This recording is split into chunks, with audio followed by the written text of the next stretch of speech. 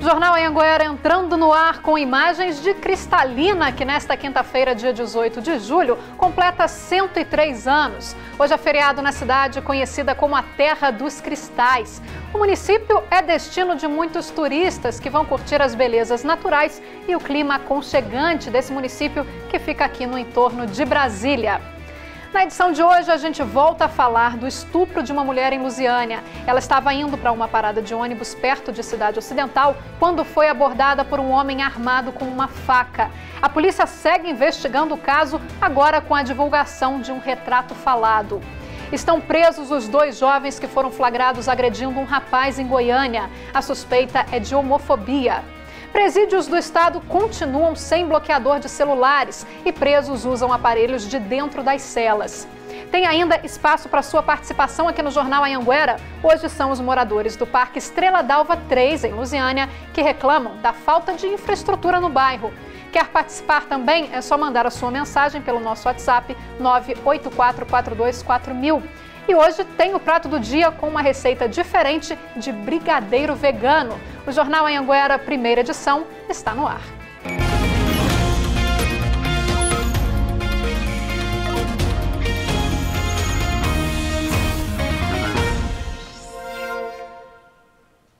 Olá, muito boa tarde. A polícia divulgou hoje o retrato falado do suspeito de estuprar uma mulher em Lusiânia, próximo à Cidade Ocidental. Nós mostramos ontem aqui no Jornal Anhanguera imagens gravadas por câmeras de segurança que mostram o percurso feito pelo criminoso depois de abordar a mulher. Ela contou para a polícia que o homem estava armado com uma faca, a obrigou a entregar os pertences dela e a levou para uma casa abandonada onde a violentou sexualmente.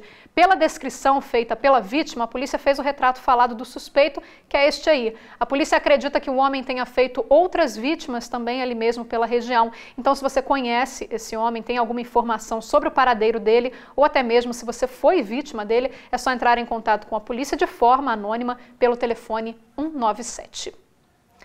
E hoje pela manhã, a repórter Nayara Santos foi até o local onde o crime aconteceu. Por lá são muitas as reclamações de falta de segurança.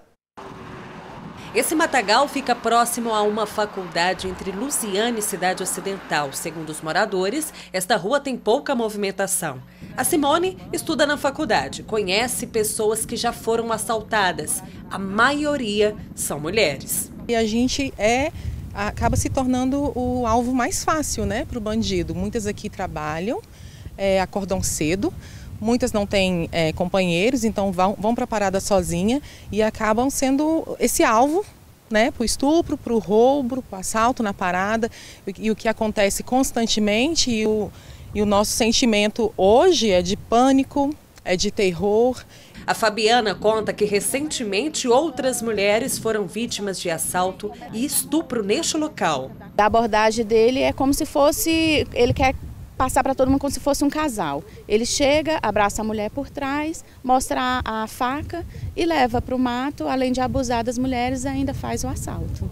É exatamente por causa dessa insegurança que a Rosilda mudou o horário do trabalho, só para não passar neste trecho tão cedo.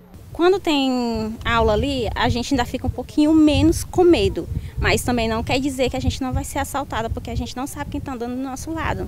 Porque os estrupadores, os assaltantes, todos eles são bem vestidos, são tipo, a vestas dele nunca diz que é bandido ou não. Uma mulher foi vítima de roubo e violência sexual no início dessa semana. Ela estava indo para o trabalho quando um homem já chegou armado com uma faca e anunciou o assalto. Nessas imagens dá para ver o momento em que o suspeito leva a vítima para uma casa abandonada. Lá ele roubou os pertences e violentou sexualmente a vítima. A polícia ainda procura pelo suspeito, mas as imagens da câmera de segurança desse condomínio podem ajudar nas investigações. Segundo o relato da vítima, o homem é moreno claro, alto, magro e calvo. A Polícia Civil pede para que qualquer informação sobre esse suspeito entrar em contato no telefone 197. A segurança, né, cobrar mais policiamento ostensivo, né, não só o policiamento ostensivo, como o policiamento de inteligência, que pode ficar policial escondido aqui no meio desse mato esperando esses miliantes aí, inclusive esse estrupador que acabou fazendo esse mal tão grande para essa moça aí essa semana. O comandante da Polícia Militar aqui da região informou que vai reforçar o patrulhamento nessa área, principalmente nos horários de maior movimento. A Polícia Civil de Águas Lindas prendeu hoje o homem que admitiu ter matado uma mulher a pedradas no último fim de semana. Eliseu Neto Rodrigues Loyola contou à polícia que matou a pedradas Josélia Alves da Costa. O corpo dela foi encontrado na última segunda-feira, jogado próximo a uma rua, em um loteamento afastado de casas. Depois de preso, o suspeito assumiu para a polícia que saiu com Josélia. Eles comeram e beberam. Depois ele levou ela para um lugar afastado na intenção de fazer sexo com ela. Como a mulher se negou, ele começou a agredir a vítima com pedradas. O suspeito está preso na cadeia de Águas Lindas. E estão presos os 2 jovens que foram flagrados agredindo um rapaz no meio da rua em Goiânia. A polícia investiga se o crime foi de homofobia. Caio César Rodrigues Sampaio e Lucas Vilela Martins foram presos em casa. Os 2 são estudantes de educação física. São eles que aparecem nessas imagens agredindo um rapaz. Um deles chega a dar vários murros no rosto do jovem, que consegue correr. De acordo com o delegado que investiga o caso, os 2 suspeitos falaram em depoimento que a agressão só começou porque a vítima é que teria provocado a briga, chamando um dos agressores de negro. Mas as investigações provaram que a vítima foi agredida por homofobia. Por isso, os 2 estudantes devem responder por racismo, que é crime inafiançável. No mês de junho, agora dia 13 de junho, o Supremo Tribunal Federal decidiu que o ato de homofobia se enquadra na lei de racismo.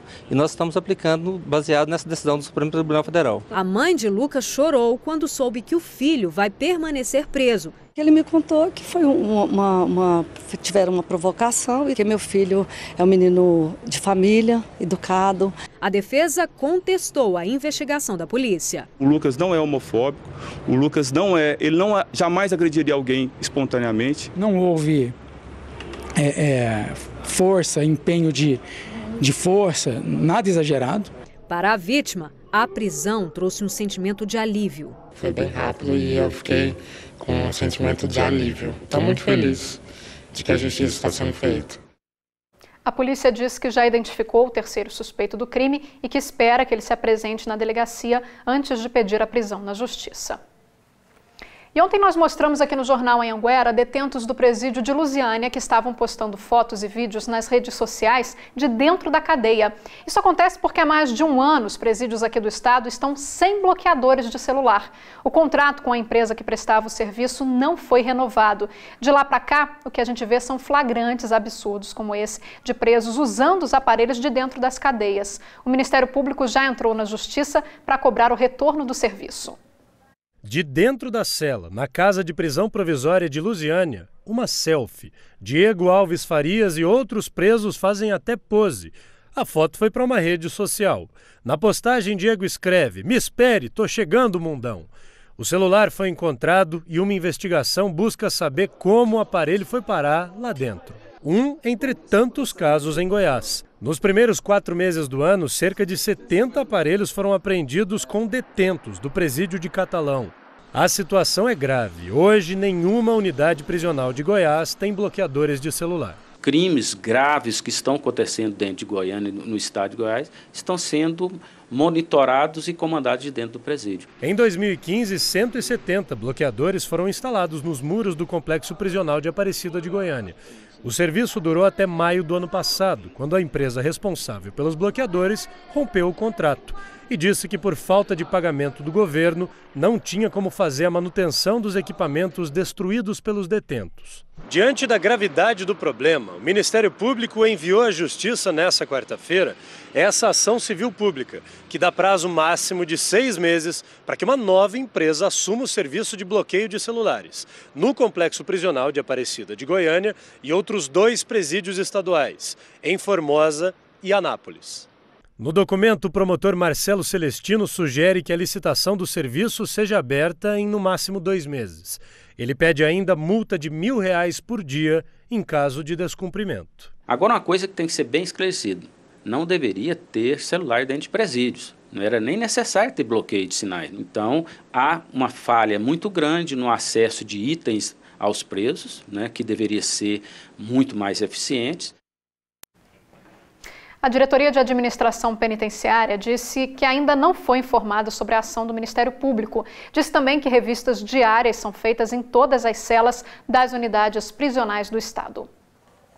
E a seguir, mais moradores de Lusiânia reclamam da falta de asfalto. Você vai ver agora a situação de quem mora no Parque Estrela d'Alva 3. E ainda hoje você vai saber como fica o tempo aqui em Lusiânia e outras cidades da nossa região. Você pode participar do Jornal Anhanguera Primeira Edição mandando seus vídeos e sugestões de reportagens para o nosso WhatsApp 984424000.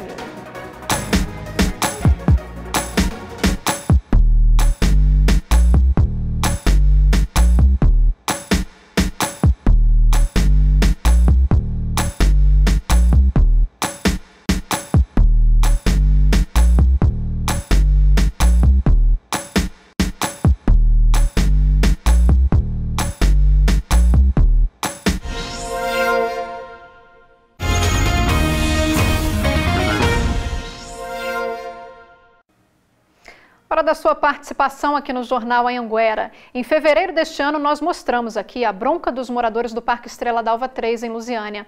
A reclamação é a mesma de várias regiões aqui do entorno, a falta de asfalto, que no tempo chuvoso traz problemas com a lama e no tempo seco é a poeira que incomoda. Na época, a resposta da Prefeitura foi de que a pavimentação começaria a ser feita assim que acabassem as chuvas. Nós chegamos no período de estiagem e voltamos lá para saber se alguma coisa mudou. É poeira que não acaba mais. A terra solta chega a estar fofa. E quando um carro passa, olha só a nuvem que se forma. Toma conta da rua Bariane Hortência, no bairro Estrela d'Alva 3. Poeira que entra para a casa da Raquel e traz muitos transtornos. Eu passo pano umas 5 vezes ao dia, porque eu tenho 2 filhos que têm problemas de rinite, né? Não pode ficar poeira. Então, eu tive até que levar o meu bebê de 1 ano e 5 meses 2 vezes no hospital por conta de problema respiratório, né? Porque tá complicado, a poeira aqui tá demais, minhas coisas não param nada limpo, roupa não para limpa no varal. Tanta dor de cabeça que ela até nos enviou esse vídeo pedindo socorro. A situação que está a nossa rua. Eles estão asfaltando do outro lado, que também é a Bariane Hortência, e a nossa rua não está sendo asfaltada. Já estão quase terminando e olha a situação da nossa rua. Nós não estamos mais aguentando. Então eu queria que vocês tomassem uma providência para ver o que faz. Ali atrás fica a casa da Raquel, onde a gente estava gravando. Aí a gente andou um pouquinho e olha só, nessa rua aqui, que corta a rua dela, já tem asfalto. O asfalto está sendo colocado. Só que aí a gente continua andando mais um pouquinho e olha só, nessa outra quadra também a rua continua de terra sem sinal de asfalto por aqui. O que quer dizer que quem precisa passar por aqui vai continuar comendo poeira. 2 quadras problemáticas. Em fevereiro deste ano, nós visitamos o bairro e mostramos uma situação bem parecida. Na época, a Prefeitura de Lusiânia afirmou por meio de nota que a pavimentação asfáltica para a região deveria chegar após o período chuvoso. E, de fato, algumas ruas estão recebendo melhorias. Mas o Josué explica que quando os moradores reclamam daquelas que, segundo eles, estão sendo esquecidas, a resposta é a mesma de sempre. Normalmente, quando a gente procura a Secretaria de Obras, o setor de topografia da Prefeitura, eles nos informam que a maioria dessas ruas que não estão sendo mexidas nesse momento é porque elas já constam nos assentamentos, nos documentos que existem lá junto à Prefeitura como pavimentadas e que por este motivo não tem como fazer uma nova pavimentação de uma rua que já está pavimentada. E a gente sempre alega com eles, olha, não é a questão de que a rua um dia foi pavimentada e houve uma deterioração, houve um desgaste por causa de chuva, por causa de alguma coisa e a rua veio a ficar sem asfalto. Essa rua, ela nunca teve asfalto. O Raildo e a Andréa são comerciantes na região e lamentam porque está difícil até atender os clientes que moram em meio à poeira. Igual se a pessoa trabalha em Brasília, tem que pegar um ônibus, ele não vai ter condições de enfiar um tênis dele e pegar um ônibus todo sujo. Então eu fiz essa opção, amarrava uma sacolinha no pé, nos 2 tênis, chegava na parada, desamarrava a sacola, pegava meu ônibus e ia fazer meu serviço, entendeu? Porque não dava até para você se apresentar para o cliente, igual no meu caso eu trabalho por conta, não dá para você fazer um orçamento e chegar todo sujo, né? Então tem essa má impressão. Sabe, é muita promessa para ganhar voto e nada é feito. Então alguma coisa tem que ser feita de uma vez. A gente não quer mais promessa, que seja feito alguma coisa, pelo amor de Deus. Pagar os nossos impostos a gente paga. Então cadê os nossos direitos agora? Eu quero meu direito. O fato é que está sobrando terra no pé e faltando paz para a cabeça desses moradores. O que a gente tem cobrado, principalmente da atual gestão, é um pedido de explicações e um pedido de providência.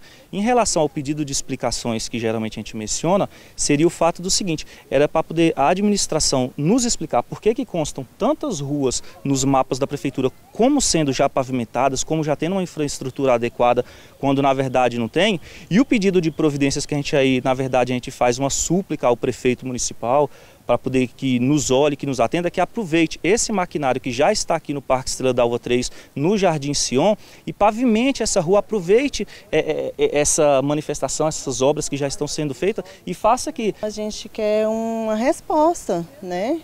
Queremos uma resposta, porque não dá mais para ficar assim. O imposto chega. O imposto chega, né? A gente paga direitinho, então devemos cobrar. Nós vimos aí na reportagem que algumas ruas do bairro estão sendo asfaltadas. A Secretaria de Obras de Lusiânia informou que essa rua, Bariane Hortência, começou a receber a pavimentação hoje. Como é uma rua extensa, segundo a Prefeitura, as obras serão feitas em 2 etapas. A quadra desses moradores que a gente mostrou, a 195, estaria nessa etapa de agora. Então, segundo a Secretaria, nos próximos dias os moradores vão ter sim o asfalto na porta de casa. A gente pede então que, caso isso não aconteça, os moradores entrem então em contato com a gente novamente. Nós vamos falar agora de emprego. Empresas com mais de 100 funcionários têm que cumprir uma cota de contratação de pessoas com deficiência. Em Goiânia, tem empresas investindo nesse perfil de contratação e dando oportunidades de trabalho em diferentes áreas. A Jennifer tem deficiência auditiva. Ela trabalha como auxiliar nessa loja. E é com muita dedicação e carinho que ela atende os clientes. Você achou do atendimento? De uma pessoa normal, sim. Não tem diferença. Não tem diferença. Não tem. Você conseguiu atender os clientes ali super bem. Eu pedi a vendedora, me ensinou. Além da Jennifer, o Celso, que também é PCD, ou seja, pessoa com deficiência, trabalha aqui. Exerce a função de estoquista e ajuda em outras áreas. Vou chegar perto desses 2 moços aqui, porque o Celso, ele não fala e ele não ouve absolutamente nada. E o Israel, ele é o que conversa mais com o Celso. Então ele vai tentar traduzir, mas ele ainda não é expert ainda na língua de sinais não, né, Israel? Mas vai tentar, não vai? Israel, por favor, então pergunta para ele se ele está gostando do trabalho. Você gosta de trabalhar aqui? Ele gosta. Ai, até eu entendi. Trabalhar aqui é top. Quando eles entram na empresa, a gente aprende a se comunicar. Eles fazem leitura labial aqui com a gente.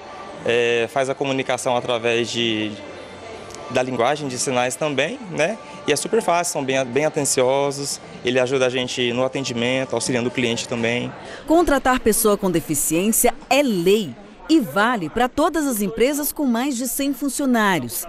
Mas, afinal de contas, o que é exigido de um PCD? Primeiro, boa vontade, querer trabalhar, disposição e é sempre importante nos nossos processos seletivos que as pessoas com deficiência estejam com as documentações em dia. Então, os laudos, saber exatamente qual tipo de deficiência ele tem, isso nos ajuda muito no processo seletivo.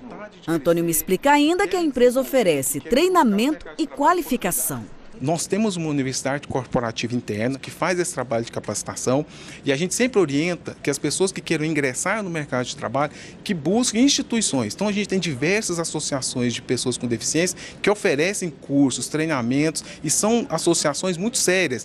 Mas, de acordo com a diretora da Associação Brasileira de Recursos Humanos, a maioria das empresas procura candidatos já preparados, o que dificulta o processo de inclusão. No mercado, nós temos mais de 40 mil pessoas com deficiência e pessoas reabilitadas pelo INSS. E menos de 20 mil pessoas estão empregadas. Então, tem uma cota a ser cumprida, precisam ser cumpridas, mas as empresas também precisam qualificar. Eu acho que é muito importante porque nos coloca no mercado de trabalho, que a gente tem a mesma capacidade dos demais. Mudando de assunto, no sudeste do estado, em Urutaí, tem um centro de treinamento de cães-guia. Pois é, agora olha só que bacana, o projeto do IFE Goiano abriu inscrições e está procurando voluntários para ajudar no treinamento de socialização dos animais. Mais que um amigo, um companheiro dos desafios do dia a dia. Uma vez treinados, esses cães exercem uma importante missão: guiar pessoas cegas. É aqui no IF Goiano de Urutaí, no sudeste do estado, que está um dos 2 centros de treinamento de cães-guias em funcionamento do país. Aqui, filhotes da raça Labrador, Golden e Border Collie estão sendo preparados para guiar deficientes visuais. Olha, o programa está à procura de voluntários como a Cleide aqui. A Cleide, ela é técnica de informática e tem uma vida assim movimentada, não fica só em casa, ela vai para a academia, ela viaja. Esses dias você esteve em Brasília, também em Uberlândia. Beju, Uberlândia. Em Brasília ela foi extremamente bem recebida no hotel, muitíssimo bem recebida, fomos no shopping, eu vou para Uberlândia no shopping também, extremamente bem recebida. Nessa fase de socialização, os cães estão desenvolvendo 3 principais características de um cão-guia: educação, obediência e foco na missão de guiar. Essa socialização é uma etapa muito importante no final do nosso processo, porque vai nos dar a condição de chegar com um cão num supermercado e esse cachorro já ser acostumado a um supermercado, aos cheiros, às cores, né? A um restaurante, uma comida no chão. Então, quando a gente for treinar esses cachorros, eles já estarem socializados naquele ambiente. Quanto voluntário do programa, a pessoa recebe uma carteirinha de condutor habilitado que garante seu acesso, juntamente com o filhote, a todos os locais necessários à formação de um cão-guia. É crime você negar a entrada de um cão-guia em qualquer ambiente que seja instalado, né? Porque você tem que pensar no deficiente visual. Se ele vai estar lá, o cão tem que estar lá. Depois da fase de socialização, os cães voltam para o centro de treinamento, onde passarão mais 6 meses sendo preparados. É nesta fase que é feita a seleção do cego, que deverá estar inscrito no Cadastro Nacional à utilização de cães-guia. A gente vai vendo, né, o nível de desenvolvimento de cada animal, se ele vai realmente, de fato, aprendendo de forma efetiva as técnicas de guia e se ele vai desenvolver o trabalho de guia de forma natural. Os voluntários podem ser pessoas de qualquer cidade do estado. Ficou interessado? É só ligar no telefone 64 3465 1930. E no próximo bloco você vai ver que tem cidade aqui no entorno fazendo aniversário. Cristalina completa hoje 103 anos. E será que esse tempo vai dar uma trégua? A Nayara Santos vai estar aqui com a gente para mostrar todos os detalhes da nossa previsão. Você pode participar das nossas edições também mandando suas fotos, reclamações e sugestões de reportagem para o nosso QVT ou para o nosso WhatsApp 984424000. Não saia daí que a gente volta logo depois dos comerciais.